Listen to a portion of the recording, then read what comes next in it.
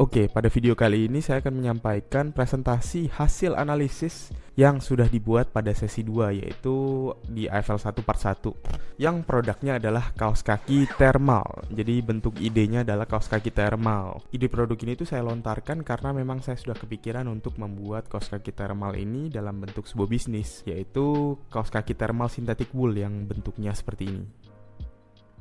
Jadi agak lebih berbeda daripada kaos kaki gunung pada umumnya, lebih tebal dan lebih punya daya insulasi yang lebih tinggi. Jadi menghantarkan panasnya itu lebih maksimal, nggak gampang berubah-ubah suhunya. Kenapa produk ini penting? Karena banyak pendaki gunung yang suka ngeluh kedinginan di tenda gitu. Kedinginannya seringnya adalah tangan dan kaki, sehingga saya terinspirasi untuk membuat atau menjual produk ini. Biasanya pendaki gunung itu masih mengenakan kaos kaki biasa, kaos kaki yang bahan katun. Ya biarpun dengan judul tebal, tapi itu masih bahan katun, sehingga nggak bisa nahan panas, nggak ada sifat insulasinya. Apalagi kaos kaki bahan katun itu nyimpan lembab, ngebuat kaki jadi makin dingin, tidur nggak maksimal, jadinya waktu berkegiatan outdoor tuh waktu bangun nggak fresh kondisinya. Nah, kenapa kaos kaki synthetic wool ini jadi solusi? Karena synthetic wool ini lebih anget, menghantarkan panas lebih maksimal, dan cepat kering. Harganya juga lebih murah daripada merino wool yang bahannya itu dari bulu domba, yang kisaran harganya sekitar 200 sampai 300 ribuan untuk sepasang kaos kakinya.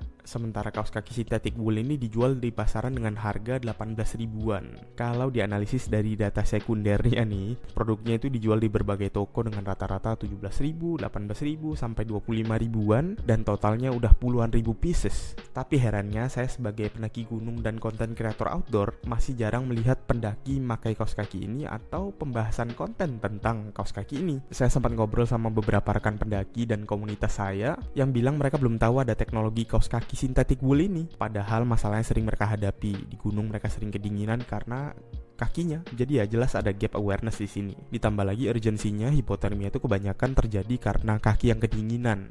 Di sisi lain urgensinya itu karena kaos kaki bahan katun biasanya menyimpan lembab, dan kalau berdasarkan riset nih dari National Library of Medicine, itu bisa memicu hipotermia. Jadi sebenarnya baik edukasi maupun produknya juga penting. Kalau dilihat dari statistik konten-konten saya dan saya ngeliat di komunitas saya mendapatkan insight bahwa kenyamanan tidur di gunung itu penting sekali. Dan waktu saya tanya tentang produk kaos kaki wool, mereka bilang bukannya kaos kaki wool itu mahal, padahal kaos kaki sintetik harganya benar-benar terjangkau. Kalau dianalisa marketnya dari rata-rata produk yang digunakan sama pendaki gunung, yaitu kaos kaki gunung katun, itu harganya berkisar antara 40 ribu sampai 70 ribuan sepasang. Saya udah melakukan riset dan menemukan distributor yang menjual produk kaos kaki sintetik wool ini dengan harga 6 ribu per pasang, dengan kualitas yang memenuhi standar pendakian. Di kondisi pasar yang sekarang, produk kaos kaki wool ini target marketnya belum ke anak gunung, masih ke orang-orang yang mau bepergian ke negara musim dingin. Jadi ada beberapa strategi yang bisa saya pakai. Salah satunya adalah bikin konten edukasi tentang kaos kaki ini, perbedaan antara kaos kaki merino wool dengan synthetic wool,